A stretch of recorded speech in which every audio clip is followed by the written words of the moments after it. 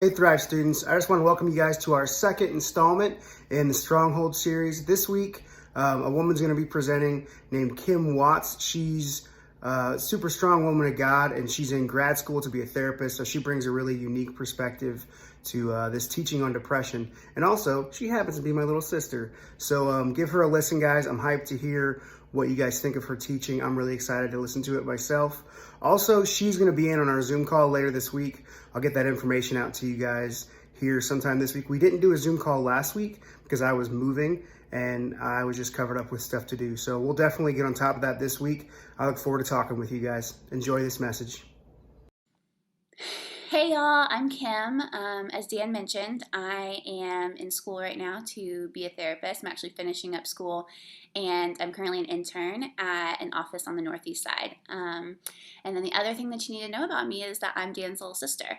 And so while he is one of my best friends now, our relationship didn't always used to look like that. So I don't know how much he's told you about his family and growing up, but Dan has a twin brother, and then 8 years later I came along. And so I was always the third wheel growing up. Dan and Jess were best friends, and then I was just the annoying little sister that wanted to hang out with their girlfriends. And so to demonstrate what that relationship looked like, I have a story to tell you guys. So picture my brother as a buff high school football player, and then me as a scrawny little elementary school student. So one day, apparently I was really getting on his nerves and he had had enough. So he decides he's going to pick me up by my ankles, shake me upside down, and then drop me on my head. Now, I don't recommend doing this to your siblings because you could cause some serious damage. And if you ask him his side of the story, he'll say that he gently set me down on my head. Regardless, don't pick up your siblings and shake them upside down. That's not the right thing to do. So I tell you the story for two reasons. One, if God can redeem a bully like my big brother and make him your youth pastor, he can do anything. And two was my reaction afterwards. So after this happened, I was upset and I was hurt. So I ran to my room, slammed my door, cried into my pillow for a couple hours. And I think that's what all of us tend to do when we experience something hard. So when we are in the middle of a hard season, or we experience a fight with our parents or a friend or a sibling, we tend to want space, right? So we socially isolate ourselves. We go into kind of like protection mode where we don't want to interact with those people. We don't want to interact with anyone. We just say hey, I need some space. So that's kind of what I did here. And that's actually where we're going to find Elijah in the passage that we're talking about today. So, but before we get there, I wanted to talk a little bit more about what depression looks like. Because from what I've recognized is that there's a lot of confusion about it. I think we see those commercials for drugs and the woman that's just sad and lonely and depressed and just laying on her couch and not wanting to do anything, and we think that's the only thing that constitutes depression. And I know I've fallen prey to that, and it wasn't even until I was in a class about diagnosis that I started to fully understand what depression looked like. And it was as I was learning more about these symptoms of depression that I was able to kind of check myself and think, maybe this is something I struggle with. But I never wanted to admit it before then because I wasn't the lady that was just laying on the couch, hopeless and unable to get off the couch. So we're going to go through the symptoms of depression just so you guys can understand what that looks like a little bit more. So the DSM lists the following as criteria for diagnosing someone with depression. So depressed most of the day, feels sad, empty, or hopeless. One thing to note is that this can also look a little bit different in teenagers. You guys could be feeling super moody. And what's hard about that is sometimes people will just disregard that as you being a typical teenager. Now, there's other criteria. You have to meet several of these symptoms to be diagnosed, but just keep that in mind as we're going through this. Another thing is diminished interest or pleasure in activities. So for me, when I read this, I started to realize that there would be times where I'm a 100% extrovert and I love spending time with my people, but there would be times where all of a sudden I was dreading going out and spending time with people. And then I would start to get anxious about it. I would try to think of excuses to not have to go out and see these people. So that's an example of that. Another symptom is weight loss or gain or decreased or increased appetite. So this is hard because you could be on either end of the spectrum, right? So somebody could be gaining a lot of weight or they could be losing a lot of weight. All of a sudden they could be eating a lot or they could not want to eat at all. And so it's kind of hard to figure out like, are they struggling with something? Because it can be two extremes.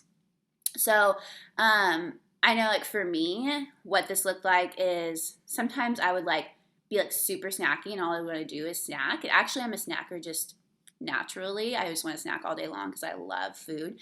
But I would notice that when I was in these tough seasons, I just like wouldn't have any kind of appetite. So I just like wouldn't want to eat all day long. And all of a sudden it's dinner time and I look back at the day and realize, I haven't had anything to eat all day long. And so that's one of those kind of indicators that maybe something's going on. Also with this, insomnia or hypersomnia. So again, there's like two ends of the spectrum, right? So maybe someone's sleeping all the time or someone can't sleep at all. For me, this was another light bulb moment because I realized I was struggling at night. I was like waking up all the time. I was having troubles falling asleep at night. But yet I would be tired throughout the day, which is another symptom that we get to later on. Psychomotor agitation / retardation. So that is a restlessness or being slowed down. So maybe this could look like you just feel like you're not as quick to react to things, or you're kind of like slowly going through the motions. Or I know for me, I would just kind of like start to have problems like thinking of words or being able to like fully respond to things and comprehend things in the way that I would normally be able to do that. Another one is feelings of worthlessness or excessive inappropriate guilt. Then a diminished ability to think / concentrate or indecisiveness. So that kind of goes back to me being slower to respond to things, or I wouldn't be able to think of a specific word that I was trying to say. So like think of that if you're struggling to continue to stay focused on something, or just think to the normal capacity that you know that you're able to. And then another one is recurrent thoughts of death. So suicidal ideation. And sadly, this is something that's super common with depression. And this is why we worry about it. And this is why it is such a big deal for us to address this. And so if I'm going through these symptoms and that's resonating with you, know that you're not alone. Like I said, for me, I recognized this is something that I struggle with. And it was hard for me to admit that. But so many people struggle with this, and so you're not the only one. But maybe you're on the other side of it and you're thinking, I don't really resonate with that. Like I've never really struggled with depression. That's totally fine too. I actually read the statistic that 13.2% of individuals from ages 12 to 17, so that should be where you guys are at right now, actually are diagnosed with major depressive disorder. So that's a pretty big number. That's actually almost 1 in 7 people. So the reality is that maybe if you're not struggling with it, probably one of your peers is. Maybe someone really close to you is. If you're in school, likely there's several people in any of your classes that are struggling with depression. So keep that in mind, that even if you're not struggling with this and you feel like maybe that this message doesn't relate to you, I encourage you to just hang on, because I think that you could listen to this message and understand how to be there for your friends that are struggling with depression. Or maybe it's a family member. I know that as a younger kid, my mom struggled with depression, and I didn't understand even like what that meant or how to be there for her. I just like witnessed it. And so what if I was able to have a message like this available to me at that time in my life, so that I could be a light to her and that I could love her well throughout the season. So both ends of the spectrum, whether or not you relate with having depression, then like I feel like this message will really resonate with you. Or maybe if you don't, still hang in there and think about how you can apply these things to love the people in your life that are struggling. Because the reality is, at some point, even if you're not going to struggle with it, you are going to be impacted by this because a friend or a relative, someone in your life, is probably struggling with it. So let's talk about what God has to say about this. So today we're going to be in 1 Kings 19, 3 through 21. So before we dive into the story, I want to give you guys a little bit of context. The story is about Elijah, who is a major prophet in the Bible. He is my man. He's one of my favorite characters of the Bible because he is so cool. So actually right before the passage that we're about to get into, the kingdom is experiencing a drought, and so none of the farmers are able to harvest their crops or grow crops, which is going to have a major impact on the society.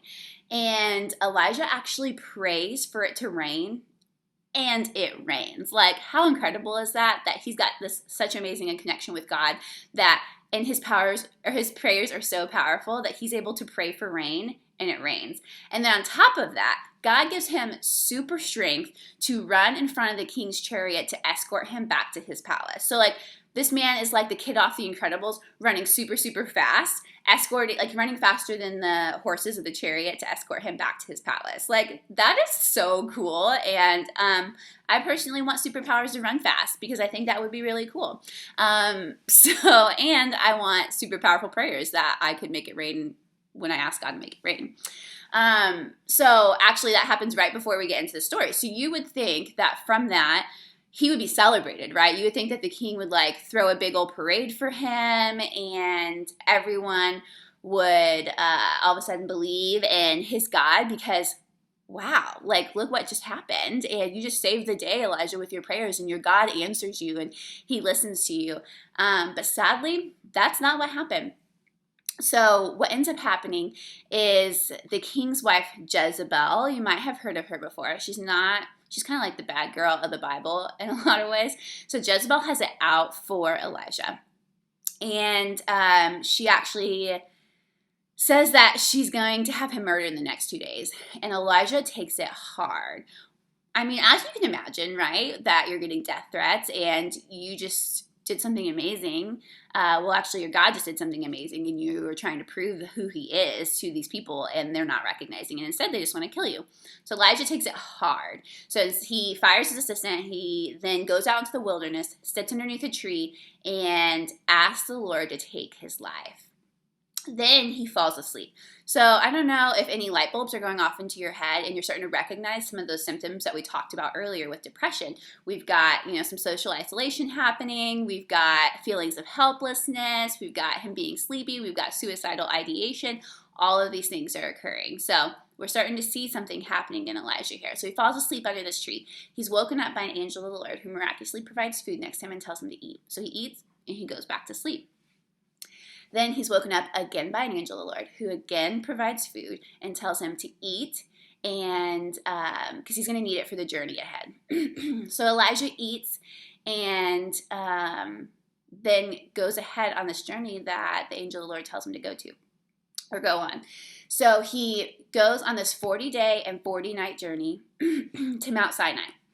So I don't know if that number sounds familiar to you because it appears a lot in the Bible, right? So 40 days and 40 nights usually signifies a trial of, or a season of trial, sorry. And so we see that several times throughout the Bible. Just a few examples is flooding of the earth with rain for 40 days and 40 nights in Genesis 7. We also have where Moses was on Mount Sinai, so actually where Elijah's heading to for 40 days and 40 nights, 2 times to receive the laws of God. So that happens in Exodus 24 and 34. And then also the most popular one, Jesus spends 40 days and 40 nights of temptation in Matthew 4. And so there's something significant about 40 days, right? And actually, from my study of this, it shouldn't have taken Elijah 40 days and 40 nights to get to Mount Sinai from where he was. But it's speculated that he took advantage of this period of time to maybe kind of reiterate the journey of the Israelites in their 40-year journey.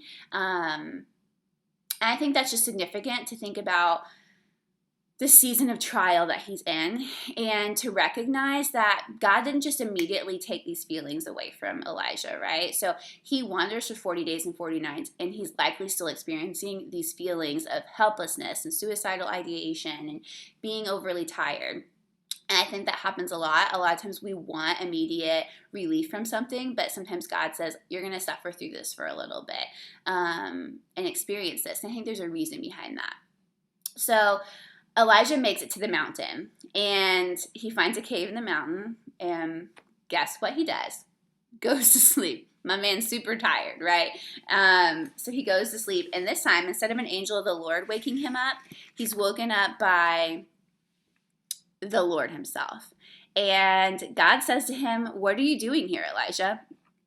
And Elijah replies, "I have zealously served the Lord God Almighty, but the people of Israel have broken their covenant with you, torn down your altars, and killed every one of your prophets. I am the only one left, and now they're trying to kill me too." So Elijah is all, "Woe is me. I've served you so faithfully, but no one's listening, and they're trying to kill all of your prophets, and now I'm the only one left, and they're trying to kill me too." So Elijah's struggling, and he is very self-centered in his reaction, and he's just throwing a pity party for himself. But this is how God replies to him. So we're in verse 11 of 1 Kings 19. It says, "Go out and stand before me on the mountain," the Lord told him. And as Elijah stood there, the Lord passed by, and a mighty windstorm hit the mountain. It was such a terrible blast that the rocks were torn loose, but the Lord was not in the wind. After the wind, there was an earthquake, but the Lord was not in the earthquake. And after the earthquake, there was a fire, but the Lord was not in the fire. And after the fire, there was the sound of a gentle whisper. When Elijah heard it, he wrapped his face in his cloak and went out and stood at the entrance of the cave. So the Lord displays these incredidible acts of power. And I think we've seen that a lot in the Bible, where the Lord shows up in a burning bush, or in an earthquake and a windstorm. But it says that the Lord was not in any of those, that he was actually talking to Elijah in a gentle whisper. And this is so important, because Elijah wasn't ready for one of these incredible acts of power from the Lord. He was in a very fragile and frail place in his life, right? So he's emotionally struggling, and the Lord knows that. And so the Lord speaks to him how he needs to be spoken to in a gentle whisper. And so I think that's just so important to remember, that when we're in these moments, the Lord knows that, and he's gonna meet us right where we're at, right? He's gonna speak to us in those gentle whispers. So again, the Lord asked Elijah, "What are you doing here?" And Elijah responds in the exact same way that he responded before. So he's just ruminating on his struggles, which is something that's common with people struggling with depression. We tend to sit there and think again and again and again about the instance that we're struggling with, right? Or maybe it's I had this conversation with someone, and what if I had done this differently? Or you keep playing it over and over and over again in your head. So it's kind of what Elijah's doing here, and he's still throwing that pity party. So Elijah, again, is just all, "Woe is me. I've served you so zealously, but nobody cares. No one's following you. And now I'm the only one left, and they're trying to kill me." So the exact same thing that he said before. And this time, the Lord responds, and he tells him to go back the same way that he came, and to travel to the wilderness of Damascus. And then tells him that once he's there, he's going to anoint 2 new kings, and then anoint Elisha with a sh. So we've been talking about Elijah with a j. So he's going to anoint Elisha to be kind of his apprentice, and he's going to follow up in Elijah's footprints someday. So Elijah is like, okay, so he moves forward, and he goes and he does that, right? So my biggest takeaways from our story of seeing Elijah's struggles throughout all of this. So first, when we're struggling, God tells us to embrace the journey. So God told Elijah to go back the way he came. And I'm such a firm believer in this, because I think we need to process the things that we're experiencing.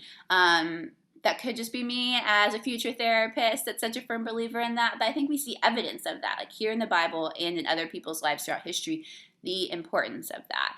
I know that negative emotions aren't fun to experience, right? Nobody wants to feel sad or mad, and so our tendency is to push them away. We're like, don't want to feel that, get out of here, and we ignore them. But from my experience, those negative emotions are like when we're in a swimming pool, and you've got a big old beach ball, right? So the laws of physics say when you push that beach ball underwater, what's going to happen? It's going to pop back up. And so that's what I feel like our negative emotions are like. So we take our negative emotions, we're like, I'm not going to feel that right now, and we push them down under the water. But sadly, what's going to happen if we're not dealing with those negative emotions, they're just going to pop right back up. And what tends to happen is they pop up at very inconvenient times, not when we want them to. And so this could look like maybe you're having a conversation with a friend and they say something and that triggers that negative emotion in you, and all of a sudden you're going off on your friend, or you're sad, or you're hurt, who knows. But that's because we didn't deal with that emotion, right? So emotions demand to be felt. And so when we don't deal with them, they're going to pop back up until we do feel them and allow ourselves to process them. So there's actually this technique in counseling that helps you go through those emotions and process through them. It's called the ABCD method. So what you do is you draw a cross on a piece of paper, and then you put A, B, C, and D on each of those boxes. And those each stand for different steps in this process of going through these emotions and allowing you to feel them and understand them better. So A stands for an activating event. So you're going to ask yourself, what happened? What was the catalyst that made me feel this way? So maybe you're feeling down or upset because you got a bad grade on a test. B stands for belief about what happened. So ask yourself, what did you tell yourself about what happened that influenced your reaction? So maybe because you got a bad grade on this test, you start to tell yourself, man, I'm such a failure. I'm going nowhere in my life. No one's even going to like me anymore because I'm no good. You just start to tell yourself all these lies, right? So you're going to list those beliefs out from what happened that could trigger these emotions. Next is C, so that's consequence. So ask yourself, how did you react? So what was your reaction? Did you ball up your piece of paper and throw it away? Did you get mad? Did you go in that downward spiral of like, I'm the worst person ever and I'm sad and now I'm not going to talk to anyone or tell anyone about it because I'm ashamed and I'm afraid of what's going to happen? You're going to write down that consequence. And then the last one is D, and that stands for disputing the belief. So now this is where you begin to fight back and you generate alternative thoughts that would help you in a healthier manner. So back to our example, if you're thinking, instead of, I'm a terrible person, I'm a failure, I'm going nowhere, what's a disputing belief or an alternative thought that you could think of to counteract that? So maybe instead you're thinking, okay, so that was not so good, but that doesn't mean I'm going to be a failure the rest of my life. Instead, I could take this, learn from it, and realize I didn't study for this, or I wasn't taking notes, I wasn't listening, or maybe I need to ask my teacher for help and figure out how to not let this happen again, right? So instead of creating a same pattern over and over and over again, now we're interrupting that pattern to move forward and make a change so that we're not continuing to push away those negative emotions. Instead, we're processing through them and moving forward out of them. So we talked about embracing the journey. The next thing that I felt like this passage teaches us is to shift your focus outward. So we saw that Elijah was very self-pitying in his response to the Lord, and God doesn't necessarily recognize that. Instead, he kind of gives him a higher purpose to move forward. So he says, all right, well, instead of sitting here and, ruminating on all of these bad things that are happening in your life, you're going to go anoint these 2 new kings and an apprentice to follow up in your footsteps. So for me, what this has looked like, there have been times when I'm struggling with my depression and I will be on my hands and knees and I'm just praying, Lord, just take this away from me. I do not want to feel this way anymore. I know that you have the power to, so please just take it away from me. So my prayers tend to be self-centered, let alone my thoughts, my actions, everything in my daily life is self-centered when I'm in the midst of feeling this way. And I have noticed that if I take that shift to ask the Lord, okay, who can I be praying for? He'll put someone on my heart. I pray for them.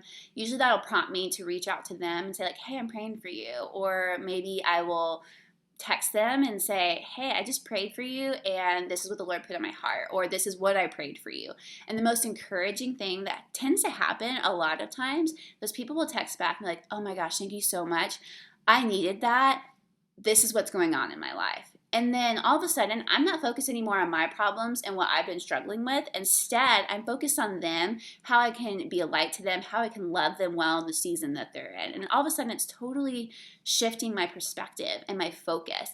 And so I think that's what we see God doing here. He's giving Elijah kind of a higher purpose to focus on. So we shift our focus outward.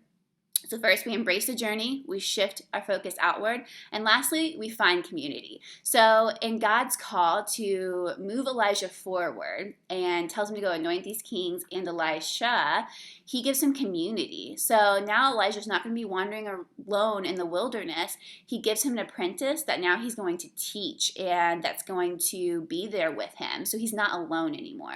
I think this is the most dangerous thing that tends to happen when we're struggling with depression is the tendency to socially isolate. Because when we're socially isolated, we don't have people that are there looking out for us, that are holding us accountable, that are trying to pull us out of it. And so it's so important for us to find community in these times. For me, when I was struggling with depression, I finally, as I started to realize it, started to talk to people about it. And even still, I was ashamed of it. So I would say, I think I'm struggling with anxiety because for some reason, anxiety seemed more socially acceptable than telling people I was struggling with depression. But then when I went to the doctor and I took the assessment, no, I really was struggling with depression and not anxiety. I really didn't have that many symptoms of anxiety, even though they too tend to coincide and go side by side. So you might be struggling with both. I had to finally own depression. That's what I was struggling with. And the doctor put me on medication for it, and I was able to talk to people about it. So the more that I was able to share that with people that were close with me, the more that I felt freedom around it, right? So I wasn't alone. The more that those people were checking in on me, like, hey, how are you doing with this? How's that medication coming? They would recognize in me bad days or good days and show up for me in big ways. So with community though, one thing that I want to point out about that is while I have friends in my life who are non-believers, I have to recognize to take advice in the way that they're speaking into my life with a grain of salt, because ultimately they're not heading in the same direction as me, which is fine. I still want them in my life because I want to love them and I want to be a light to them. But I have to recognize I need people that are going to continue to push me back on my path towards Jesus. And so for me, community, a requirement of my community that I'm going to allow to speak into my life has to be a fellow believer that is going to continue to speak life into me and push me back towards Jesus. And so just keep that in mind when you're seeking out that community, that you want to find godly people in your life. So that could look like your small group at church, or maybe your youth leaders, maybe your parents. If not, maybe you need to speak to a therapist. Find someone that we can talk to kind of just release us from walking through this alone, because I think that's so important. And they also can provide an accountability for you that you can't have otherwise. So for me, my husband knows that this is something I struggle with, so he's able to recognize sometimes when I start to go in those deep seasons and ask me Kim, did you take your medication? Or Kim, what's going on? And so that he pulls me out of it so I can talk through it, because also I'm an external processor, so I need to be able to talk through these things. So to reiterate, we need to embrace the journey, shift your focus outward, and find community. Okay, those are those big takeaways from the story today, and how God teaches us to struggle through this depression, or I guess to deal with this depression, and how we can help our friends and our family members that are struggling with depression, right? So we're going to help them embrace the journey, shift their focus outward, and find community. So before we end, I just want to talk about what would that look like in our community if we were all just embracing the journey, shifting our focus outward, and finding community. And with the amount of people that struggle with depression, imagine if this was happening and we had no more people that were committing suicide, no more hearts that were being broken, no one that was alone anymore in this, that we were able to band together as a community to fight this mental illness that is an epidemic in our society. So just think through that a little bit, and I hope that encourages you to find community and to work through these feelings that you're struggling with, or to find people in your life, recognize when they are struggling, and be there for them. So let's close out in prayer today. Abba, thank you so much for every single student listening to this message. I pray that you are speaking to their hearts and that we go forward in this week with a charge and an encouragement from you to embrace the journey and to shift our focus outward and to find community, Lord, because that is what you've told us in our word is how we struggle through this. And Lord, that we don't have to struggle alone because you are right there with us. Lord, you sent your son down to this earth so that all of our sins could be forgiven and that we could have community with you. We have direct access to you. And so I just pray that we don't forget that, Lord. I pray that these students learn how to hear from you and to run to you in their struggles. We love you so much. In Jesus' name we pray. Amen. Bye, guys. Have a good day.